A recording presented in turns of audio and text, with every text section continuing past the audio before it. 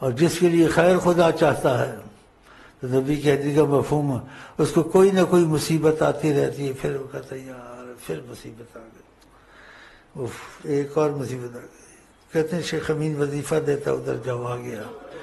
شیخ امین وظیفہ دیتا ہے، آ گیا وظیفے لے گیا، ٹھیک ہو گیا، کام چل گیا، پھر وظیفے چھوڑ دیے، پھر اس سے بڑی مصیبت آئی، ناشکری کی، پھر آ گیا، پھر پوچھا گیا کیا کیا تم نے؟ بولتا کام چل گیا تھا، میں نے کہا بعد وظیفے پڑھوں گا، وظیفے کو میں نے صندوق میں تالا لگا دیا، وہ پھر رحمت چلی گئی۔ ایسے کرنا چاہیے، جن وظیفوں سے رحمت آتی ہے خدا کے نام سے نماز سے، ان کو پھر بڑھانا چاہیے تاکہ اور رحم ہو اور کرم ہو۔ تو ایسی بے وقوفیاں کرتے ہیں، دنیا بھی بن رہی ہے آخرت بھی بن رہی ہے، یہ وظیفے قسمت والے نہیں چھوڑتے، ان کے دنیا کے کام آگے پیچھے ہو جائے، نیند آگے پیچھے ہو جائے، وظیفے نہیں چھوڑتے ہیں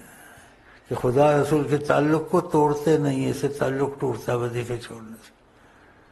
خاص کر کے عہد کے۔ آقا جی کہتے ہیں اس کو دین خدا کا نہیں ہے جس کو عہد خدا کا نہیں ہے، وَلَا دِينَ لَهُ لِمَنْ لَا عَهْدَ لَهُ۔ اور فرمایا سے نبی جی نے پابندی کرے چاہے تھوڑے ہی ہوں لیکن اس میں نہ رہے، اور وظیفے اتنے آسان ہے، بیمار بھی پڑھ لیتا ہے، بسری پڑھ لیتا ہے، پھر لاپرواہی کر دیں، اتنی بڑی نعمت ہاتھ میں مل جانی اور کام بننے شروع ہو جاتے ہیں۔ 5 وقت کی نماز کی کوشش کرے، قضا ہو جائے واپس کرے اور وظیفے نہ چھوڑے، اس میں کون سا بڑا مشکل ہے، حالات ٹھیک ہو جائیں گے۔